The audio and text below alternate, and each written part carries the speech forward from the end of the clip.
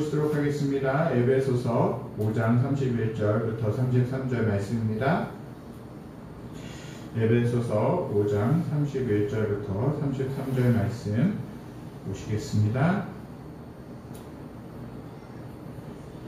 에베소서 5장 31절부터 33절 말씀, 세 절 말씀이니까요, 우리 함께 봉독하도록 하겠습니다. 31절부터 봉독하겠습니다.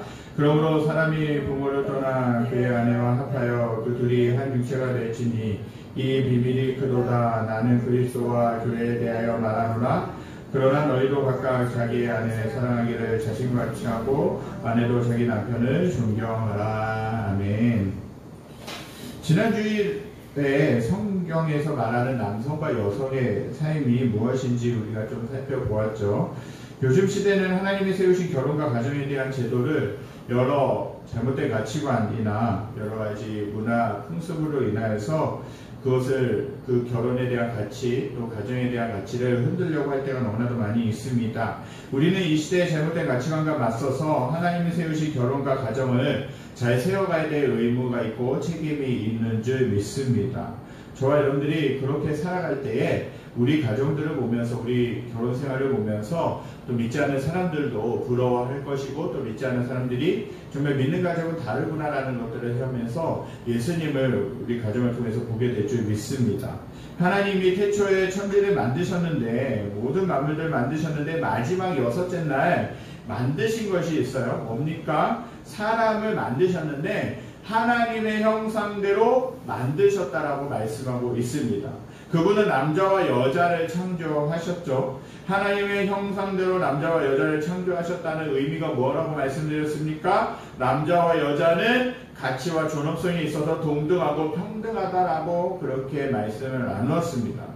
남자가 절대 우월하고 여자가 열등한 존재가 아니라는 것이죠. 남자도 하나님의 형상대로 지어졌고 여자도 하나님의 형상대로 지어졌기 때문에 모두 가치 있다라는 거예요. 모든 사람이, 그 어떠한 사람도 예외 없이 가치 있고 존귀하고 하나님의 형상을 닮았다라고 말씀할 수 있다라는 거예요.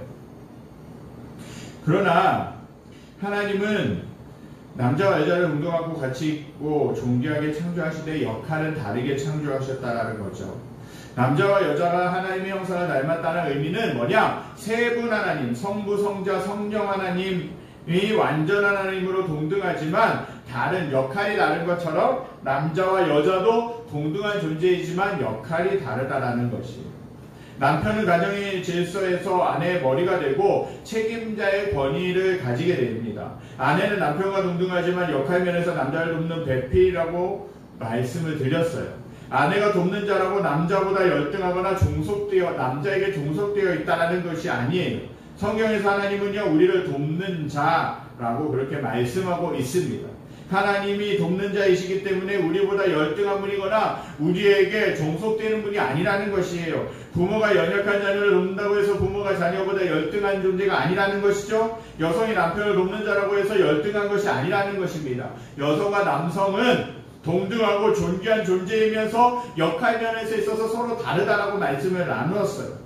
남자는 가정의 인도자, 즉 머리로서 하나님의 영광을 위해 섬기며 여자는 하나님의 나라를 함께 섬기는 동역자, 돕는 자의 역할로 하나님을 섬긴다라는 것이에요.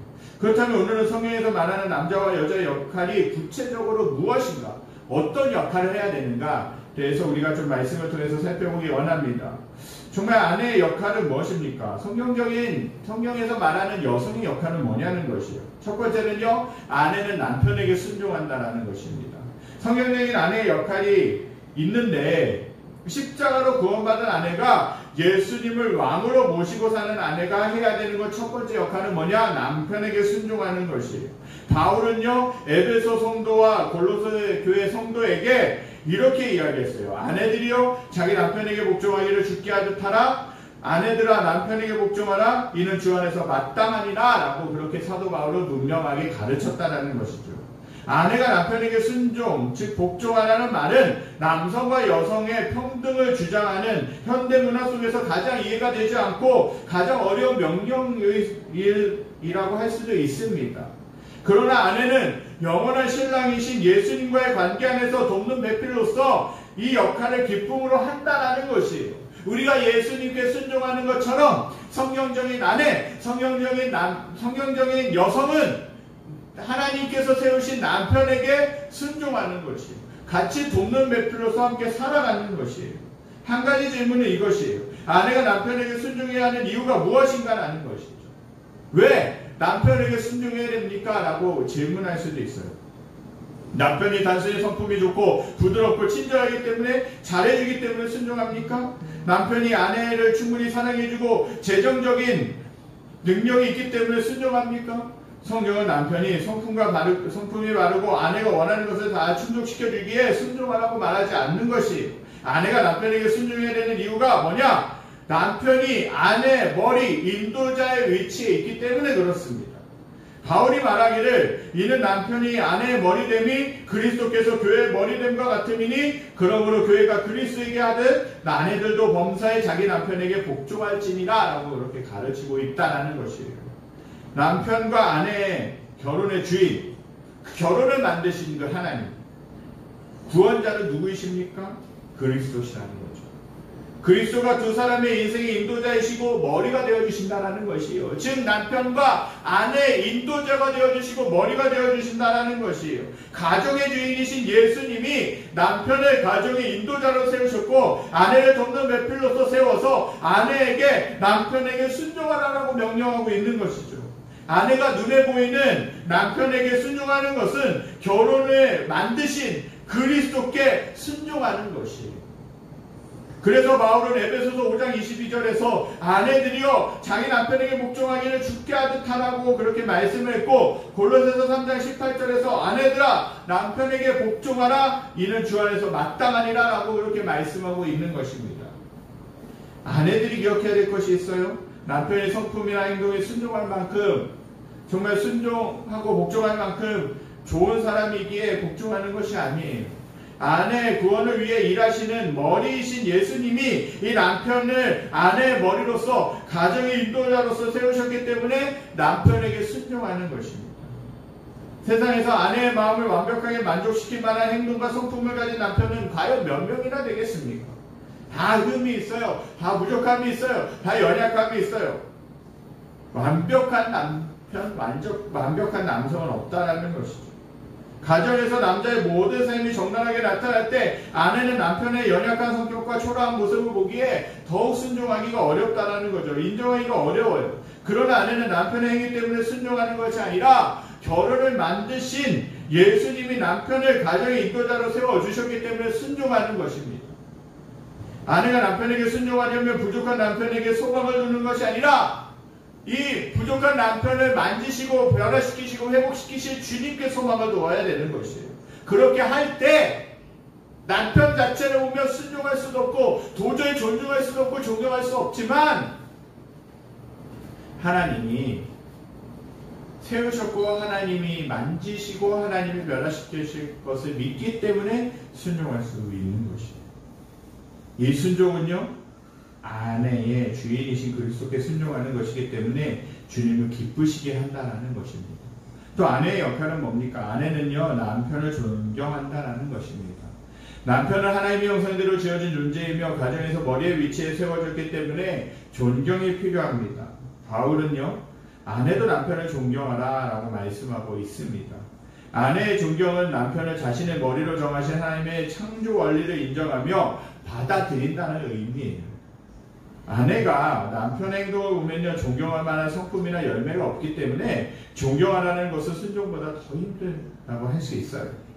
어떤 분이 남자들에게 이렇게 물었다 그래요. 당신은 가정에서 사랑과 존경 중에서 무엇이 더 필요합니까? 라고 이렇게 물었더니 놀랍게도 대부분의 남자들은 사랑보다 존경이 필요하다라고 그렇게 이야기를 했다고 합니다. 남자는 하나님의 창조를 따라 머리로 세워졌기 때문에 날마다 아내의 존경이 필요해요. 남편이 사는 공기는 아내의 존경이라는 것이에요. 만일 가정에서 남편이 아내로부터 존경을 받지 못하면 가정의 공기가 탁해지는 것과 같습니다. 남편은 숨이 막히고 힘들어합니다. 남편은 아내의 존경이 없으면 마음이 고통스럽고 존경과 인정을 받는 대상을 다른 곳에서 다른 것에서 참는다라는 것이. 아내가 예수님을 가장 사랑하는 방법은 남편을 가정의 머리로 세워주셨다는 믿음으로 남편을 존경하는 것이에요. 아내가 고집이 세고 말을 함부로 하는 남편을 존경한다면 이것은 주님을 기쁘시게 하는 삶이라는 것이죠. 이것은 아내에게 정말 어렵습니다. 그러나 아내가 눈에 보이는 육신의 남편을 존경하고 그 육신의 남편을 존중하고 사랑하고 보듬어주고 복종한다면 하늘의 영원한 왕 예수 그리스도를 존경하고 사랑하는 최고의 표현이라고 하는 것이에요. 성경의 원리를 따라 아내가 순종하고 존경이라는 화장품으로 매일 단장한다면 그것은 남편을 춤추게 하고 행복하게 한다라는 것이에요. 남편은요, 존경해주고 사랑해주면 인정해주면 힘이 나게 되어 있습니다. 이게 세상적인 것이 아니라 정말 하나님이 가르쳐주고 있는 원리라는 것이에요. 그렇게 할 때 가정의 질서가 세워지기 시작할 줄 믿습니다. 이래서 결혼 현장에서 성령의 이 가정 가운데서 역사하실 수 있는 거예요. 성령적인 남편의 역할, 성령적인 여성의 역할, 아내의 역할을 감당하게 되면 가정은요, 하나님이 질서를 계속해서 잡아주십니다. 그리고 가정은 행복하게 될 수밖에 없다는 것이에요. 그렇다면 성령적인 아내에 대해서 성령적인 아내, 성령적인 여성이 어떤 역할을 해야 되는가를 살펴봤지만 이제는 성령적인 남편의 역할이 무엇인가에 대해서 살펴볼 필요가 있습니다. 예수님의 복음으로 구원받은 남성의 역할은 뭡니까? 예수님은 남자를 구원하시고 남자의 구원을 위해 일생 동안 일하셨다는 거죠. 예수님은 남자를 위해 어떻게 일하십니까? 예수님은 남성의 인생에 있어서 인도자이시고 공급자이시며 보호자이시고 사랑으로 구원을 이루어 가신다는 것이죠. 남자는 사랑 안에서 일하시는 예수님과의 인격적인 관계를 경험하면서 가정에서는 남편으로서의 역할로 섬긴다라는 것이에요. 남편으로서 정말 가정을 섬기게 된다라는 것이죠. 그러면서 남편으로서 가정의 인도자 역할을 하게 되고 가정에 필요한 것을 공급하며 가족을 보호하고 또한 사랑하고 섬기는 자라는 것이에요. 성경적인 남편의 역할은요, 4개의 핵심 단어로 이루어졌다라는 것이죠. 인도와 공급과 보호와 사랑으로 표현될 수 있다라는 것이에요. 이 남성의 역할은 남성의 주인이신 그리스도와의 사랑의 관계에서 흘러나오는 은혜의 열매라는 것이죠. 첫 번째로는요, 남편을 가정의 인도자로 하나님이 세우셨다라는 것이에요. 가정의 인도자라는 것은 뭡니까? 하나님이 남자를 가정의 머리로 인도자로 세우셨다라는 것이에요. 고린도전서 11장 3절에 이렇게 말하고 있어요. 그러나 나는 너희가 알기를 원하노니 각 남자의 머리는 그리스도요 여자의 머리는 남자요 그리스도의 머리는 하나님이시라 라고 말씀하고 있습니다. 남자의 머리는 그리스도이십니다. 그리스도가 남자의 인도자라는 것이에요. 남자의 머리이신 그리스도가 가정을 다스릴 때 남자를 여자의 머리로 또 가정의 인도자로 그리스도를 대신해서 세우셨다는 것이에요. 우리가 살아가는 현대사회는 남성의 머리됨을 반대합니다.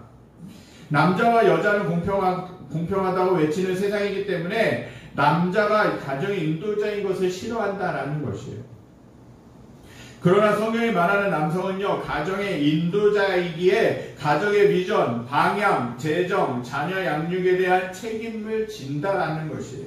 아내가 돕는 배필로 함께 섬기지만 가정의 책임은 남자에게 있다라는 것이에요. 남성에게 가정의 모든 책임이 주어졌다고 해서 이 책임을 자기 멋대로 행사하거나 남용하는 것이 아니라 사랑으로 섬겨야 된다라는 것이에요. 리차드 필립스가 쓴 남자의 소명이라는 책에서 이렇게 이야기하고 있어요. 남자에게 가정의 권한이 주어졌다고 자기 뜻대로 결정할 수는 없습니다. 결혼생활과 가정의 문제를 계획할 때마다 남편은 항상 아내의 의견을 묻고 의논해야 합니다. 아내의 의견은 중요합니다. 다만 가정의 모든 문제를 주관하고 관리하고 감독하는 권한이 남편에게 있을 뿐입니다.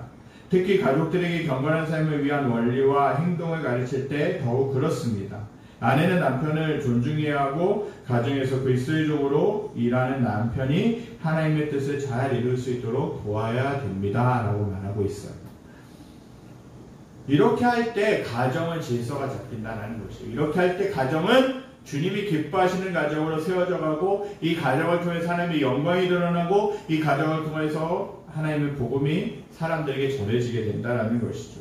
둘째로는요, 남편은요, 가정의 공급자, 즉 양육자라는 것입니다. 남성의 역할을 이해할 때 먼저 그리스도께서 남성인 우리를 위해 무엇을 하셨는지에 대해서 알아야 된다는 것이에요. 에베소서 5장 28절 30절에서 이렇게 이야기해요. 28절 이와 같이 남편들도 자기 아내 사랑하기를 자기 자신과 같이 할지니 자기 아내를 사랑하는 자는 자기를 사랑하는 것이라. 누구든지 언제나 자기 육체를 미워하지 않고 오직 양육하여 보호하기를 그리스도께서 교회에게 함과 같이 하나니 우리는 그 몸의 지체임이라 라는 것이에요. 그리스도께서 자기 몸 교회를 사랑하셔서 하시는 일은 양육하고 보호하시는 역할이라는 거죠. 교회의 머리이신 그리스도는 교회의 몸인 남성을 사랑하셔서 양육하고 보호하신다는 것이에요. 이와 같이 남편들은 가정 인도자로서 그리스도를 대신하여 아내와 자녀들을 양육하고 보호하는 역할을 한다는 것이죠. 남성이 가정에게 필요한 것을 공급하고 즉 양육하고 그리고 보호해야 가족의 생명이 자라게 된다는 것이에요. 남성은 어떻게 가정을 위해 공급하고 양육할 수 있겠습니까? 남성은요, 가정에 필요한 모든 육체적인 공급을 책임집니다. 가정에 필요한 먹는 것과 입는 것, 건강과 교육 등에 필요한 재정을 공급하기 위해서 일한다는 것이죠. 물론 남자와 여자 각자 일할 수 있어요. 둘이 같이 일할 수 있습니다. 이것은 아내가 일할 수 없다는 것이 아니라 남편이 가정의 생계에 주된 책임을 진다는 것이에요. 어떤 경우에는 남편이 아프거나 공부 중이거나 인생의 뭐 어떤 시기에 아내가 공급의 책임을 주고 감당할 때가 있어요. 이때에도 남편의 마음은 가정의 공급자로서의 책임감을 가져야 된다는 사실입니다. 남성은요, 가정에 필요한 영적인 공급자입니다. 남성은 가정의 영의 양식을 공급하는 자라는 것이죠. 남성은 먼저 하나님과 인격적인 관계를 맺고 하나님이 주시는 말씀의 양식을 계속해서 먹으며 매일 하나님을 간절히 찾고 누리는 자라는 것이에요. 말씀의 양식은 남성 혼자만 누리라고 주신 은혜가 아니라는 것이죠. 남자는 가정의 인도자이기 때문에 가족에게 영적 은혜를 공급해야 된다는 사실입니다.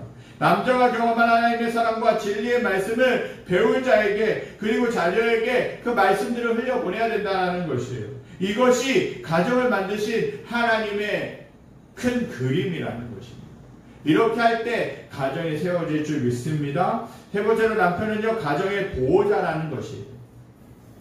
그리스도께서 교회를 보호하시는 것처럼 남성은 그리스도를 대신하여 가정을 보호한다는 것이죠. 남성은 성경적인 분별력을 가지고 세상과 사탄의 공격으로부터 가족들을 육적으로 영적으로 보호해야 된다는 것이에요. 남성은 가정을 육적으로 보호합니다. 아내와 자녀가 질병으로 고통을 당하거나 인생의 위기가 찾아올 때 그들의 건강과 안전을 보호할 책임이 남성에게 있다는 것이에요. 남성은요, 하나님이 기뻐하시는 가정을 세우기 위해 세상 문화로부터 가정을 보호해야 된다는 것이에요. 오늘날 가정을 위협하는 수많은 세상의 문화적인 공격들이 참 많이 있습니다. 혼란스러운 세상의 가치관들이 인터넷과 뉴스와 영상을 통해서 아무런 허락도 없이 가정에 침투하고 있다는 것이에요. 남성은 분별력을 가지고 이 모든 문화의 영향력에서 가정을 보호해야 된다는 것입니다. 자녀들의 성장 과정에 따라 문화를 어떻게 소비할지, 휴대폰과 컴퓨터를 어떻게 사용할지에 대해서 선택하고 세상의 부패한 세계관으로부터 가족들을 보호하고 돌봐야 될 책임이 남성에게 있다는 사실입니다. 남성이 가정을 영적으로 보호할 책임이 있습니다.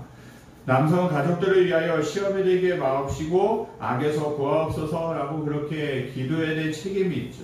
항상 기도로 가정을 보호해야 된다는 것입니다. 또한 남성들은요, 에베소서 4장 26절 27절에 말씀하고 있는 것처럼 분을 내어도 죄를 짓지 말며 해가 지도록 분을 품지 말고 마귀에게 틈을 주지 말라고 말씀하셨듯이 분노가 가정에 밀려오지 않도록 해야 된다는 것이에요. 그리스도인의 많은 가정들이 분노를 쌓아두어서 하나님이 주인된 행복한 가정을 끔찍한 고통의 가정으로 만들고 있다는 것이에요. 부모 안에 있는 분노의 죄가 가정에 쏟아져 나와서 가족들에게 감정의 상처를 줍니다. 이때 남자는요, 가정을 보호해야 될 책임이 있어요. 남성은 해가 지도록 분을 품지 말고 그리스도로부터 용서받았기에 먼저 죄를 고백하고 용서를 구함으로 가족들을 보호해야 된다는 것이에요. 이것이 가정을 영적으로 보호하는 성숙한 남성의 모습이라고 할 수 있는 것입니다. 마지막으로는요, 남편을 그리스도의 사랑으로 아내를 사랑한다라는 것입니다.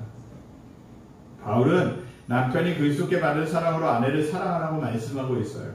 그리스도께서 교회, 즉 남성을 어떻게 사랑하십니까? 성경 에베소서 5장 25절부터 27절에서 이렇게 말씀해요. 남편들아 아내 사랑하기를 그리스도께서 교회를 사랑하시고 그 교회를 위하여 자신을 주심같이 하라. 이는 곧 물로 씻어 말씀으로 깨끗하게 하사 거룩하게 하시고 자기 앞에 영광스러운 교회로 세우사 티나 주름 잡힌 것이나 이런 것들이 없이 거룩하고 흠이 없게 하려 하심이라 라고 말씀하고 있어요.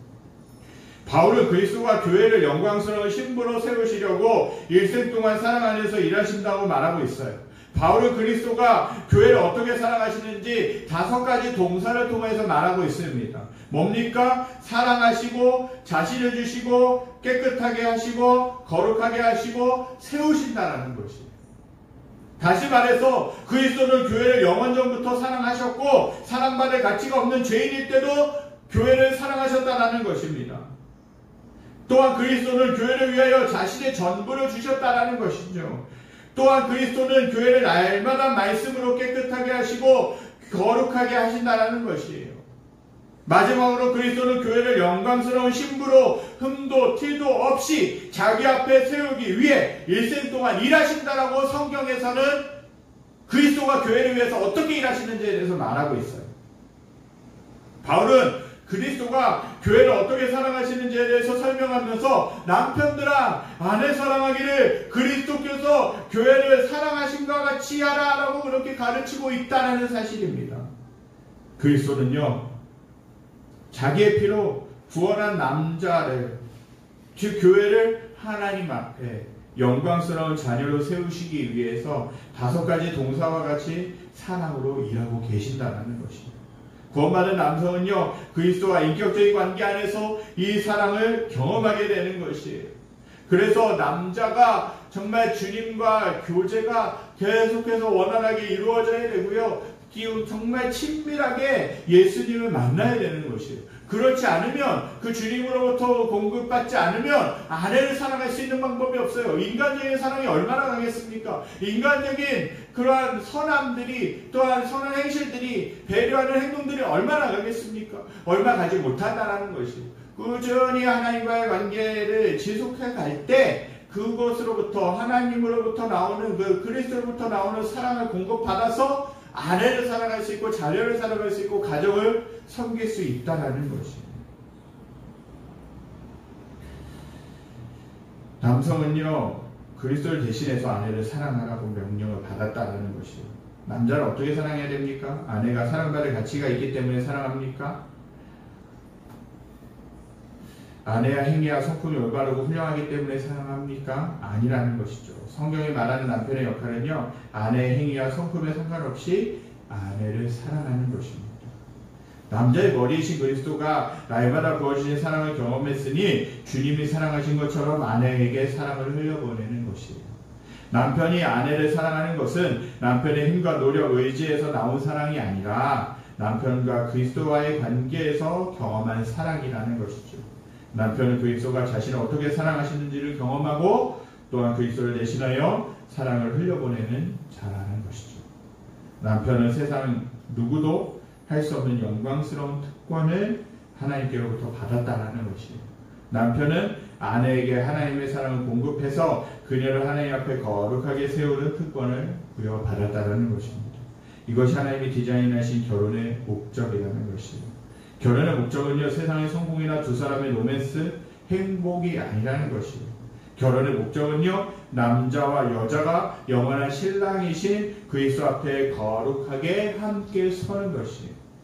그리스도의 보혈의 피로 구원받은 아내가 결혼의 주인이신 예수님께 순종함으로 남편에게 순종하고 존경함으로 주님을 닮아가게 된다는 것이에요. 복음으로 구원받은 남편이 인생의 주인이신 그리스도의 사랑을 날마다 넘치게 경험한 것으로 아내를 인도하고 공급하고 보호하고 사랑한다는 것이죠. 주님을 닮아 거룩하게 되어져 갑니다. 남자와 여자는 결혼과 가정 안에서 여전히 죄인이고 여전히 연약하지만 그리스도의 사랑 안에서 함께 거룩함으로 변화되어져 가고 그리스도 안에서 성장해 간다라는 사실입니다. 성경이 말하는 남성과 여성으로 사는 것은 건강한 가정을 이루고 건강한 교회를 세우게 된다는 것입니다.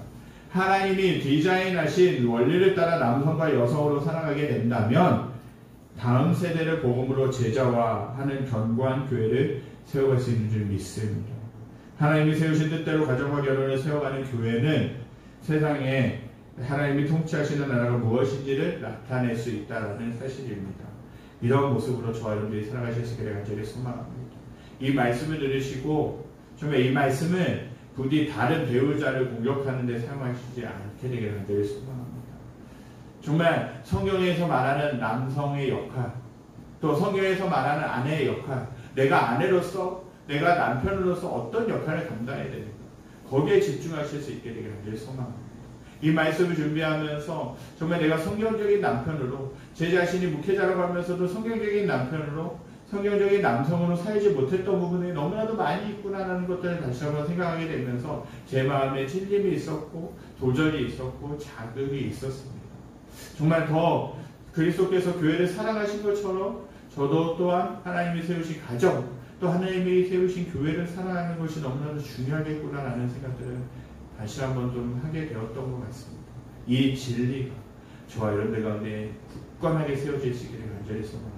그래서 세상 가운데서도 성경적인 남성으로서, 성경적인 여성으로서 정말 사랑함으로 인하여서 정말 이 사회가, 이 나라가 하나님의 나라로 정말 건강한 가정, 건강한 교회로, 건강한 결혼으로 세워질 수 있기를 간절히 소망합니다. 그래서 결혼이 온전히 회복되어지고, 가정이 온전히 회복되어지고, 치유되고 하나됨으로 말미암아 서로가 서로에게 사랑하고 격려하고 도전되고 또 자극이 되고 또 위로와 격려가 될 수 있게 되기를 간절히 소망합니다. 우리 이 시간 이 말씀을 기억하며